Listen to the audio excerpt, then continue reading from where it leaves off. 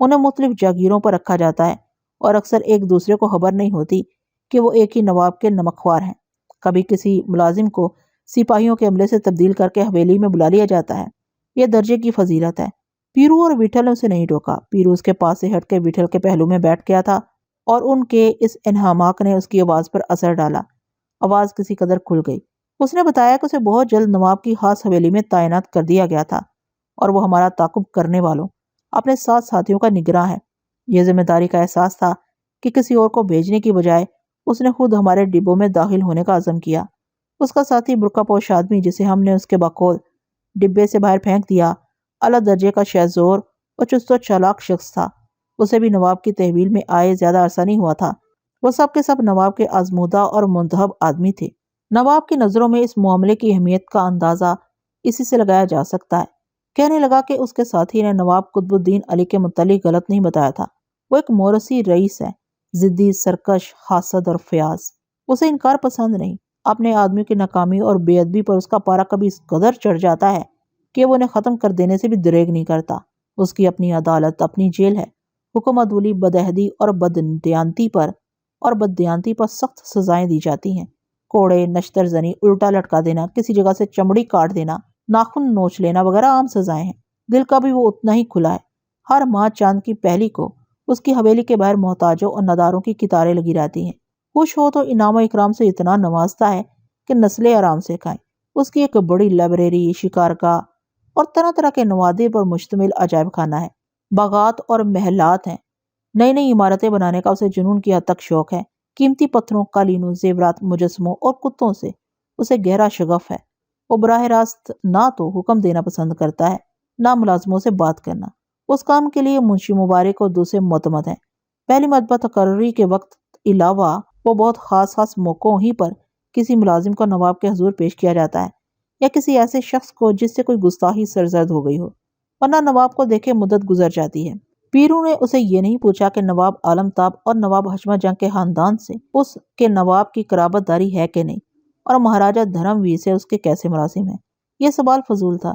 زمینوں میں سب سے بڑی قرابت تو رئیسی کی ہوتی ہے۔ امارت والوں کا ایک ہی خاندان ہوتا ہے۔ شال والا آدمی بہت سی غیر متعلق باتیں بھی کر رہا تھا۔ پیرو اور وٹھل کے چپ رہنے کے بعد میرے لیے بیچ میں بولنے کا محل نہیں تھا۔ جو کچھ وہ اپنے ہیجان و اضطراب میں کہہ رہا تھا انہوں نے اسے کہنے دیا۔ شاید اسی طرح وہ کچھ بوجھنا، کچھ سمجھنا چاہتے تھے۔ میں نے سطور میں لکھا ہوا۔ سوال کرنے سے وہ کچھ شوری ہو جاتا۔ وہ تیز لہجے میں بول رہا تھا۔ آدمی اتنی تیزی اور تسلسل سے جھوٹ نہیں بول سکتا۔ ایسا معلوم ہوتا تھا وہ کٹہرے میں کھڑا اپنی صفائی پیش کر رہا ہے، اس مجرم کی طرح جسے موت کی سزا سنائی جانے والی ہے۔ اس نے بتایا کہ منشی مبارک نے انہیں بڑی امیدیں دلائی تھیں۔ وہ تصور نہیں کر سکتے کہ سفر سے کامیاب واپسی پر نواب انہیں کس طرح نواز سکتا ہے۔ ناکامی کے بارے میں اس نے کچھ نہیں کہا تھا، کیونکہ ایک موہوم سا شبہ اس کے ذہن میں ہمارے پاس کچھ نہ نکلنے کا بھی تھا، لیکن آنے والوں کو معلوم تھا کہ ناکامی نواب کی برگشتگی اور نواب کی نظروں میں ان کا رتبہ گرا دینے کا سبب ہوگی۔ منشی مبارک نے ان سے کہا تھا کہ اصل آدمی ایک بوڑھا شخص ہے۔ اس نے ابا جان کی طرف اشارہ کیا تھا اور انہیں تلقین کی تھی کہ تلاشی میں ان کا ہدف سب سے پہلے ابا جان ہی کو ہونا چاہیے۔ ان سے پتھر برآمد کرنے یا ان کے پاس کہیں اور چھپے ہوئے ذخیرے کا سراغ اگلوانے کے لیے وہ کوئی لحاظ یا مروت روا نہ رکھیں۔ مطلب براری کے لیے ابا جان کے تمام ساتھیوں کو بھی ختم کرنا پڑے تو انہیں اس بات کی پوری اجازت ہے۔ ہاں، انہیں ابا جان کو باقی رکھنا ہے۔ انہیں پولیس کی وردی اس لیے دی گئی تھی کہ ڈبے میں داخل ہونے کی صورت پیدا نہ ہو تو آخری حربے کے طور پر وہ اسے استعمال کریں۔ انہوں نے یہ وردی محفوظ رہنے دی کیونکہ اس طرح ہم لوگ شک میں پڑ سکتے تھے۔ چلتے وقت انہیں یہ ہدایت بھی کی گئی تھی کہ اگر گلبرگے تک وہ اپنے مقصد میں ناکام رہیں اور آگے ان کی دانست میں کامیابی کا کوئی امکان ہو تو اپنا سفر شولہ پور تک بڑھا دیں۔ شال والے کے بقول اس نے منشی مبارک کو مشورہ دیا تھا، اگر ایسا ہی ہے تو وہ اور زیادہ آدمیوں کی نفری کیوں نہ ساتھ رکھے؟ دور جانے کی کیا ضرورت ہے؟ ان کے پاس ایک سے ایک تالا آزما مار کا جو پڑا ہے۔ حیدرآباد سے جیسے ہی گاڑی آگے جائے کسی ویران جگہ زنجیر کھینچ کے روک دیا جائے اور وہ باقاعدہ ڈاکہ ڈالنے کے انداز میں گاڑی پر حملہ آور ہوں۔ منشی مبارک نے سختی سے اس کا مشورہ مسترد کر دیا تھا۔ اس طریقے میں اس کے آدمی کی ہلاکت کا اندیشہ تھا۔ اسے اپنا ایک آدمی بھی کھونا گوارا نہیں تھا۔ انہیں تنبیہ کی گئی تھی کہ کامیابی یا ناکامی دونوں صورتوں میں انہیں سلامت واپس آنا ہے۔ اس سفر میں صرف ان لوگوں کو بھیجا جا رہا ہے جو با اعتماد اور حوصلہ مند ہونے کے علاوہ ذہین بھی ہیں، کیونکہ اس معاملے میں شجاعت کی اتنی ضرورت نہیں جتنی ذہانت کی ہے۔ اس کے بیان کے مطابق منشی مبارک نے ان سے ہمارے بارے میں نہایت سنگین باتیں کہی تھیں۔ اس نے تقریباً وہی کچھ دہرایا جو اس کا برقع پوش ساتھی ہمیں بتا چکا تھا۔ کہنے لگا، منشی مبارک نے انہیں خبردار کیا تھا کہ ہم ہر طرح سے مسلح اور محتاط ہوں گے اور شک ہونے پر ایک لمحہ بھی ضائع نہیں کریں گے، لہٰذا ہم سے کسی رعایت کی توقع نہ کی جائے۔ منشی مبارک نے امید ظاہر کی تھی اور ہمت دلائی تھی کہ اگر انہیں سوجھ بوجھ اور برداشت سے کام لیا تو وہ کامیاب ہی واپس آئیں گے۔ اس نے ان سے وہی بات کہی تھی جو میرے ذہن میں تھی کہ ایک بوڑھے آدمی کے ساتھ اتنے لوگوں کی موجودگی کی کوئی غیر معمولی وجہ ہی ہو سکتی ہے۔ آگے سفر میں ہماری احتیاط اور چوکسی دیکھ کر انہیں خود اس کا اندازہ ہو جائے گا، اور شال والے کے مطابق اس نے یہی دیکھا۔ ابھی وہ یہ سب بتا رہا تھا کہ گاڑی دھیمی ہونے لگی۔ وٹھل اور پیرو کو جیسے خیال ہی نہیں رہا تھا۔ پیرو نے گھڑی دیکھی اور یک بیک بت سے اٹھ کھڑا ہوا۔ ہم نے بہت جلدی کی تھی۔ گاڑی چلے ہوئے 25 منٹ سے زیادہ کسی طرح نہیں ہوئے تھے۔ اگر گلبرگہ آ رہا تھا تو ہم سے دیر ہو گئی تھی۔ ہمیں اس سے پہلے ہی اس کا فیصلہ کرنا چاہیے۔ نہیں معلوم پیرو اور وٹھل نے کیا سوچا تھا جو اتنے سکون سے اس کا ہذیان سن رہے تھے۔ گلبرگہ بڑی آبادی کا شہر ہے، وہاں گاڑی 5-10 منٹ سے کم کیا ٹھہرے گی۔ اسٹیشن پر اپنے ساتھیوں کی خبر گیری کے لیے نواب کے آدمی ہمارے ڈبے کی طرف ضرور منڈائیں گے۔ میں نے باہر جھانک کے دیکھا، کسی بڑے اسٹیشن کے آثار نہیں تھے۔ اس نے گلبرگے کے لیے آدھ گھنٹے کا وقت بتایا تھا۔ آدھ گھنٹہ رسمن ہی کہا ہوگا، 30 سے 35 اور 40 منٹ کا سفر بھی ہو سکتا ہے۔ گویا وٹھل اور پیرو کو علم تھا کہ گلبرگہ آنے میں کتنی دیر لگ سکتی ہے، مگر انہیں کیسے معلوم ہوا؟ ضرور انہوں نے پچھلے اسٹیشن پر کسی سے معلوم کیا ہوگا جب میں برقع پوش کو لے کے چھپا ہوا تھا۔ پیرو نے پہلے کی طرح شال والے آدمی کو فوراً برتھ پر لیٹ جانے کا حکم دیا۔ اس نے کسی توقف کے بغیر تعمیل کی۔ پیرو اس کے پیروں کے نزدیک بیٹھ گیا۔ فرش پر اس کا بکھرا ہوا سامان سمیٹ کے برتھ کے نیچے رکھ دیا گیا۔ وہ ایک چھوٹا سا اسٹیشن تھا۔ گاڑی وہاں بھی اتنی ہی دیر ٹھہری جتنی دیر پلیٹ فارم پر 4-5 آدمی اترے، لیکن ہماری بوگی کے بعد والی جس بوگی کی نشاندہی برقع پوش نے کی تھی، وہاں دروازے پر مجھے 2 آدمی نظر آئے۔ ایک نیچے بھی اترا۔ اس نے مجھے دیکھ لیا تھا، غالباً اسی لیے قریب آنے کا ارادہ ملتوی کر دیا۔ برابر کے ڈبے پر جمرو اور شامو بھی بےتاب کھڑے تھے۔ میں نے ہاتھ ہلا کے انہیں اطمینان دلانے کی کوشش کی۔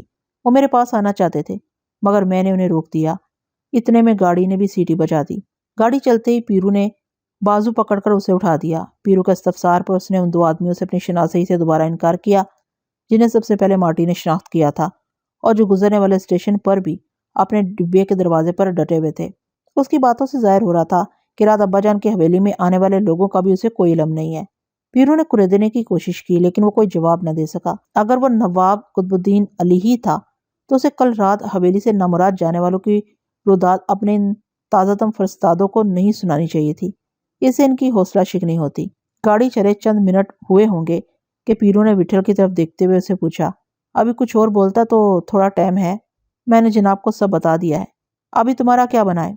جی، پیرو کی آواز کی سردی اس تک منتقل ہونے میں لمحے لگ گئے۔ وہ بکھلائے ہوئے لہجے میں بولا، میں آپ سے منت کرتا ہوں، میں آپ کا غلام آپ کے پیر پکڑتا ہوں، خدا کے لیے رحم کیجیے، مجھ بدنصیب کے ساتھ کئی جانیں لگی ہوئی ہیں۔ اکیلا ابھی ادھر کون ہے؟ پیرو نے زہر ہنس سے کہا، ابھی تم کو چھوڑ دے تو ابھی کدھر کو جائے گا؟ جیسا آپ لوگ حکم کریں گے۔ وہ جلدی سے بولا، اپن ابھی کیا بولے گا؟ نہیں بندہ پرور، آپ جو حکم کریں گے میں خدا کو حاضر ناظر جان کر کہتا ہوں، حکم سے سرتابی نہیں ہوگی۔ اپن بولے کہ ابھی جا کے اس نواب حرام کے جنے کا سر کاٹ کے ادھر لے آ تو لے آئے گا۔ پیرو نے بھڑکتی آواز میں کہا، اگر ممکن ہوا تو یقین کیجیے غلام، تو اپنے کو اوپر سے نیچے تک اکھا حرامی لگتا ہے۔ اب میں آپ سے زندگی کی بھیک مانگتا ہوں۔ اس نے پیرو کے آگے ہاتھ جوڑ دیے اور بیان کرنے لگا، اگر آپ لوگ یہ سمجھتے ہیں کہ اپنے ساتھیوں کے پاس جا کے میں آپ کے لیے پھر کوئی پریشانی پیدا کروں گا تو ایسا نہیں ہوگا۔ میں آپ سے قسم کھا کے وعدہ کرتا ہوں کہ ایسا نہیں ہوگا۔ ہو سکا تو اب میں ان کے سامنے جاؤں گا ہی نہیں۔ میں گلبرگہ اسٹیشن کی بھیڑ میں ان سے اوجھل ہونے کی پوری کوشش کروں گا۔ میں یہیں سے کہیں اور کسی اور طرف نکل جاؤں گا۔ اگر خدا نہ خواستہ ان سے مڈ بھیڑ بھی ہو گئی تو آگے کسی اور اسٹیشن پر مجھے ان سے دور ہو جانے کا موقع مل سکتا ہے۔ نواب کے پاس ناکام واپس جانے کا انجام آپ نہیں جانتے۔ وہ مجھے کبھی نہیں چھوڑے گا، وہ مجھے مار ڈالے گا۔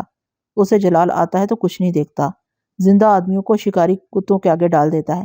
وہ شہابے سے اس کی مراد برقع پوش آدمی ہوگا کی موت کی ساری ذمہ داری بھی مجھ پر ڈال دے گا۔ میں یہاں سے سیدھا بھوپال جا کے اپنے بیوی بچوں کو لے کے کسی طرح بھی نکل جاؤں گا۔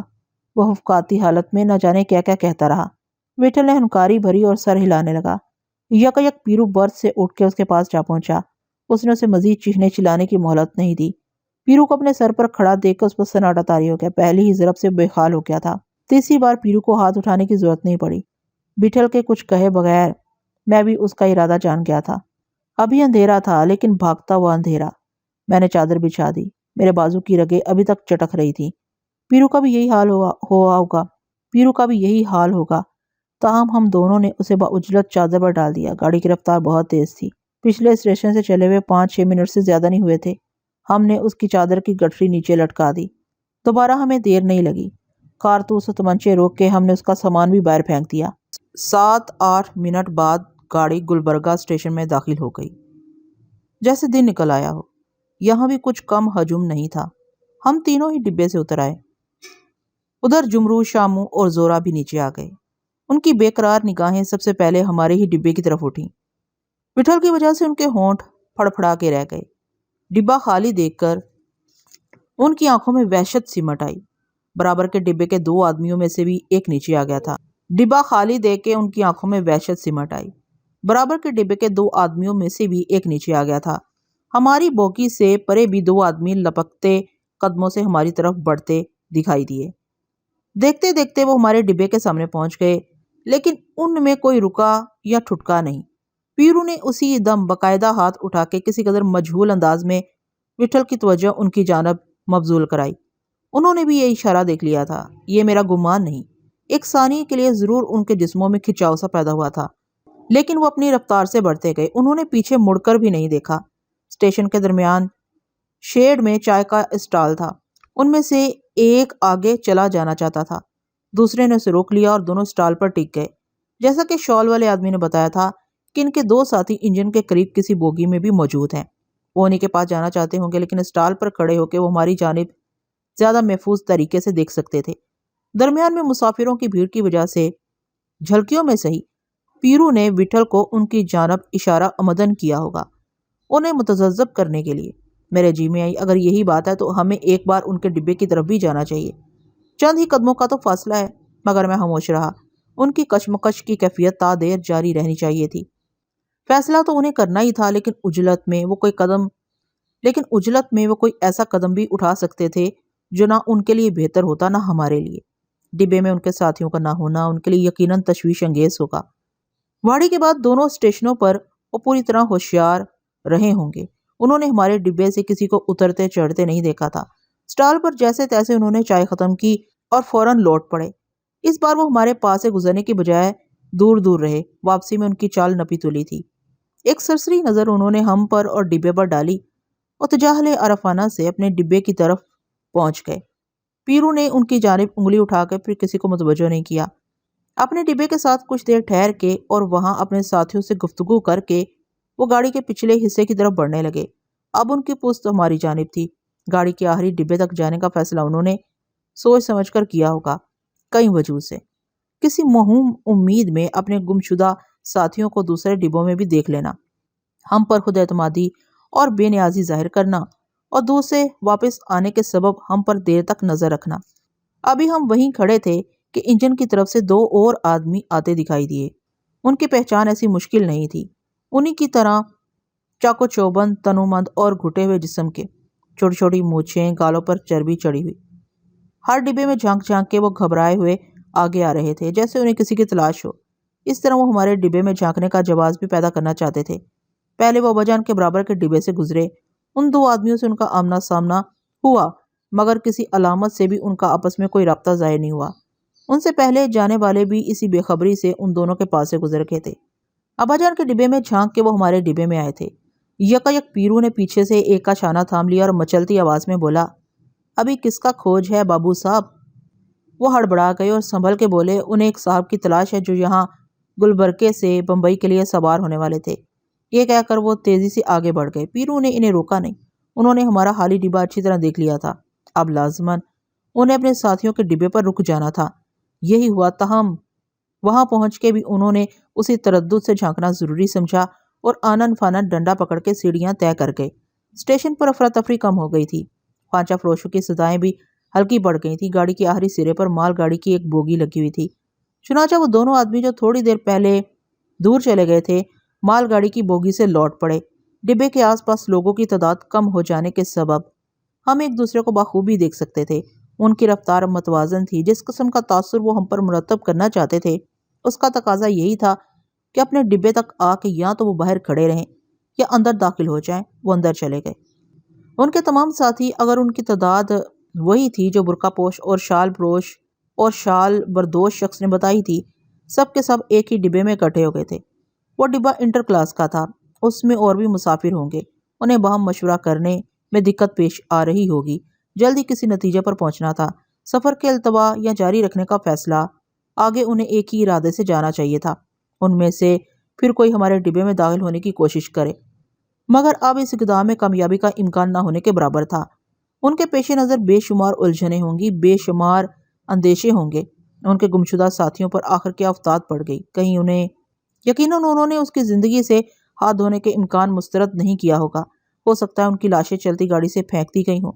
پردے کے لیے اندھیرا تھا ہی۔ ان کی لاشیں برتھوں کے نیچے اور بیت الخلاء میں چھپا کے تو ہم سکون سے پلیٹ فارم پر کھڑے ہو نہیں سکتے تھے۔ انجن کی طرف سے آنے والے آدمی نے ہمارے ڈبے میں جھانک کے دیکھ ہی لیا تھا۔ پھر انہیں کیا ہوا؟ اگر وہ اپنی کسی غلطی سے پہچانے گئے تھے تو انہوں نے کیا کیا اعتراف کیا؟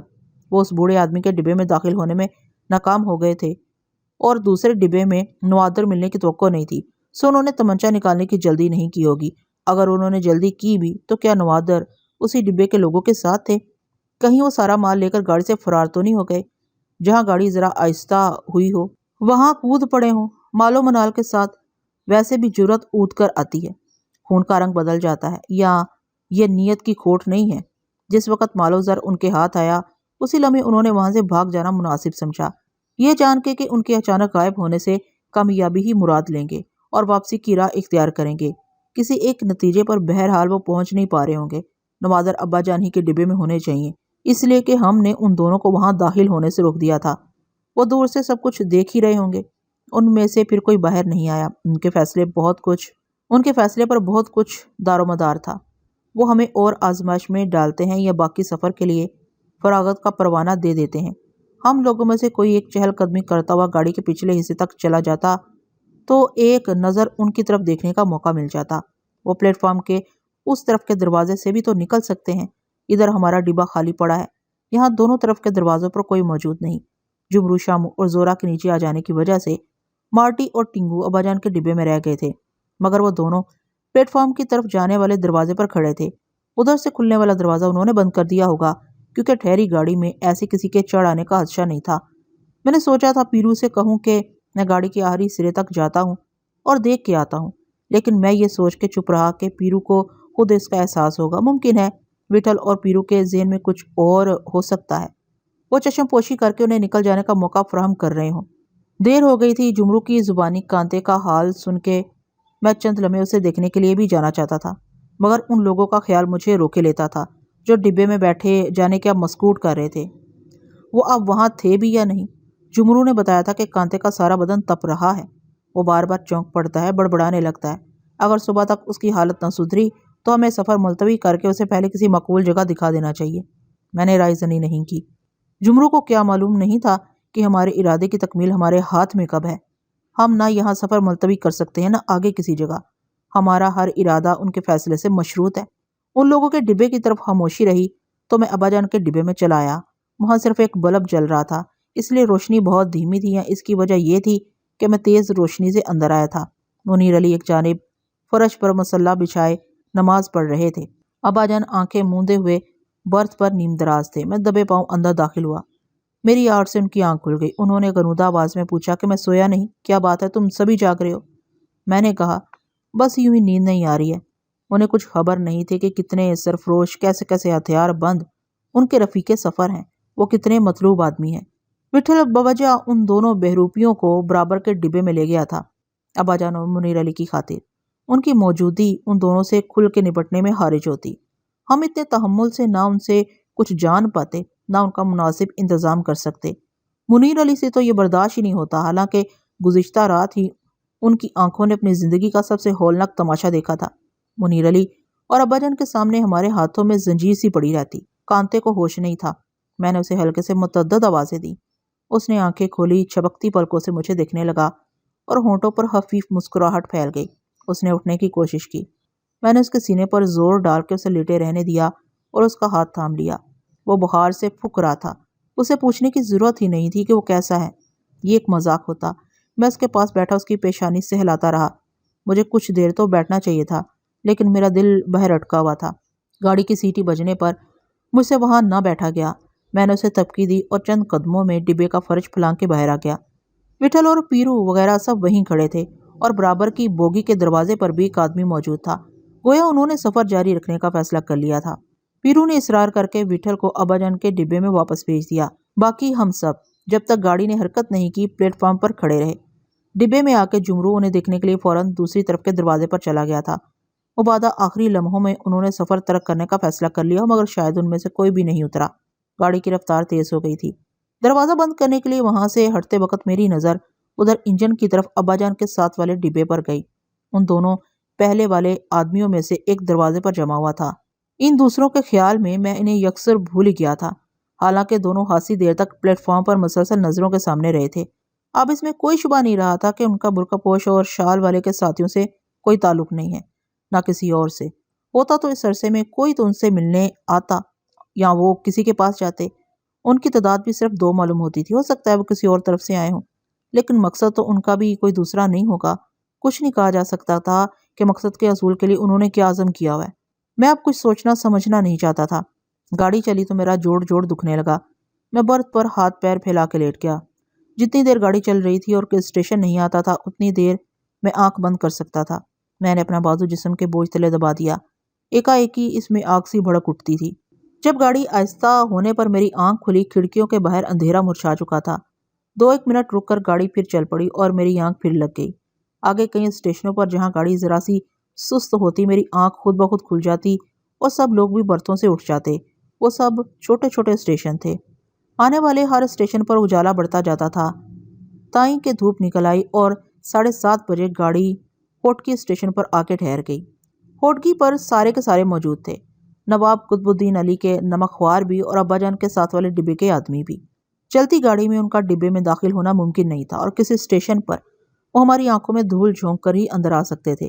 گزشتہ کئی اسٹیشنوں پر ہمارے ڈبے سے دور دور سہی، مگر ان کے آدمی پلیٹ فارم پر بھٹکتے منڈلاتے رہے تھے۔ ہر جگہ وہ پہلے سے زیادہ آشفتہ معلوم ہوتے تھے۔ ویران اسٹیشنوں پر ان کا بار بار ڈبے سے اترنا اور پلیٹ فارم کا چکر لگانا اس طرح بھی کی غمازی کرتا تھا۔ جب تک وہ ساتھ چل رہے تھے ہمیں بھی پلک چھپکنے کی غفلت نہیں کرنا تھی۔ تعداد کے علاوہ ہتھیاروں کی موجودگی سب سے زیادہ ان کی تقویت کا سبب ہوگی۔ ایک تمچہ 10 آدمیوں کو بے دست و پا کر دیتا ہے۔ کسی وقت بھی کسی کے دماغ میں کچھ سما سکتا تھا۔ اجالا ہوتے ہوئے ریاست کا علاقہ ختم ہو چکا تھا۔ گل برکے سے آگے وہ کسی بھی اسٹیشن پر اتر سکتے تھے۔ ہوٹکی تو جنکشن تھا، وہ یہاں اتر سکتے تھے۔ ہمارے ساتھ چلنے کا ارادہ انہوں نے بے وجہ ہی نہیں کیا ہوگا۔ ہوٹکی پر ہم سبھی اترنا چاہتے تھے، مگر پیرو نے منع کر دیا۔ شاید بار بار ان کے سامنے جانے کی ہمیں ایسی ضرورت نہیں تھی۔ صرف مارٹی اور شامو پلیٹ فارم پر اترے تھے۔ کسی تجربہ کار مسافر نے مارٹی کی معلومات میں اضافہ کیا تھا۔ شولاپور جنکشن نزدیک ہے، ناشتہ وغیرہ وہاں بہتر ملے گا اور گاڑی بھی زیادہ دیر ٹھہرے گی۔ اس نے ٹھیک ہی کہا تھا۔ ہوٹکی پر گاڑی 10 منٹ کے قریب ٹھہر کے آگے بڑھ گئی اور آدھے گھنٹے سے کم وقت میں شولاپور آ گیا۔ 8 بج رہے تھے۔ ہر طرف چمکیلی دھوپ پھیلی ہوئی تھی، تازہ دھوپ۔ پلیٹ فارم پر تل دھرنے کو جگہ نہیں تھی۔ ہم سبھی وہاں اتر گئے۔ ابا جان اور منیر علی بھی باہر آ گئے تھے۔ وقفے سے آنکھ بند کر لینے کے باعث مجھے بھی کچھ تازگی محسوس ہو رہی تھی۔ سب کچھ وہی تھا، لیکن اجالا ویسے بھی بہت سی سرگرانیاں کم کر دیتا ہے۔ سرگرانی بھی ایک قسم کا اندھیرا ہی ہے۔ 2 اندھیرے مل کے اور گہرے ہو جاتے ہیں۔ اندھیرے کی نسبت مجھے اپنا جسم کچھ تنا ہوا کھچا ہوا نہیں لگ رہا تھا، یا یہ محض نیند کا اثر تھا۔ نیند بھی آدمی کی غذا ہے۔ شامو پلیٹ میں نواب حشمت جنگ کے حوان سے مٹھائی وغیرہ نکال لایا تھا۔ چائے کے ساتھ ہم وہیں کھڑے کھڑے مٹھائی کے دانے بھی ٹونگتے رہے۔ یہ دیکھ کے شامو اندر ٹوکری سے کچھ اور چیزیں بھی لے آیا۔ یک مارٹی نے اچھل کے مجھے کوہنی ماری۔ میرے ہاتھ سے چائے کی پیالی گرتے گرتے بجی، مگر میری نظر سیدھی پیچھے برابر کی بوگی کے ڈبے پر گئی۔ وہ ڈبے سے اتر رہے تھے اپنے مختصر سامان کے ساتھ۔ کلیوں نے آ کے ان کا سامان اٹھانا چاہا تھا، مگر انہوں نے جھڑک کے انہیں دور رہنے کا حکم دیا۔ اسٹیشن کی جانب جاتے ہوئے ہماری طرف ہی سے گزرے۔ انہوں نے ہمیں اور ہم نے انہیں بہت قریب سے دیکھا۔ نہ انہوں نے کسی رویے کا اظہار کیا، نہ ہماری طرف سے انہیں کسی قسم کا تاثر ملا ہوگا۔ میں نے اچھی طرح گن لیا تھا، ان کی تعداد 7 ہی تھی۔ وہ تیز قدموں سے آگے بڑھ گئے اور پست سے ہمیں نظر آتے رہے۔ پھر ہجوم میں چھپ گئے۔ وٹھل کے اشارے پر مارٹی ہجوم میں رل مل کے چپکے سے آگے چلا گیا۔ اس نے آ کے بتایا کہ وہ گیٹ سے باہر نکلنے یا آگے کسی ڈبے میں بیٹھنے کی بجائے اندر اسٹیشن کی انتظار گاہ میں داخل ہو گئے۔ پیرو نے مارٹی کو سرزنش کی کہ اسے لوٹنے کی ایسی کیا جلدی تھی، وہاں وہ ان کی نگرانی کے لیے کیوں نہیں ٹھہرا۔ مارٹی کچھ کہے بغیر چلا گیا اور اس وقت تک وہاں سے نہیں ہٹا جب تک گاڑی چلنے کے آثار پیدا نہیں ہوئے۔ پھر وہ چلتی گاڑی میں ڈبے میں آیا۔ اس کی اطلاع کے مطابق وہ لوگ انتظار گاہ میں بیٹھ گئے تھے۔ ٹنگو ہمارے ڈبے میں واپس آ گیا تھا۔ اس کا بس نہیں چلتا تھا کہ ڈبے میں پھدکتا پھرے۔ اتنی دیر بعد اب کہیں جا کے ان کی پیشانیوں کے بل نکلے تھے۔ میں نے ٹوکا کہ ابھی 2 ماہ باقی ہیں۔ پہلے والے 2 آدمی، ان کا ارادہ درمیان میں کسی اسٹیشن پر اترنے کا بھی نہیں معلوم ہوتا تھا۔ شولہ پور سے 2.5 گھنٹے کے سفر میں گاڑی کئی اسٹیشنوں پر ٹھہری۔ ہر جگہ ان کا تقریباً ایک ہی معمول تھا کہ بڑے اسٹیشن پر جہاں گاڑی کچھ دیر ٹھہرنے کا امکان ہو اور چھوٹا اسٹیشن ہو تو دروازے پر ایستادہ رہنا، کبھی ایک آدمی کبھی دوسرا۔ رات سے اب تک شاید ہی کوئی اسٹیشن ایسا آیا ہو جہاں انہوں نے کچھ کوتاہی برتی ہو۔ اندھیری رات میں بھی نہیں۔ رات سے اب تک وہ اچٹتی نیند سوئے ہوں گے، وہ بھی صرف ان وقفوں میں جب گاڑی چلتی رہی۔ ان کا طرز عمل شولہ پور میں اتر جانے والے آدمیوں سے قطعاً مختلف تھا، متحمل اور پرسکون۔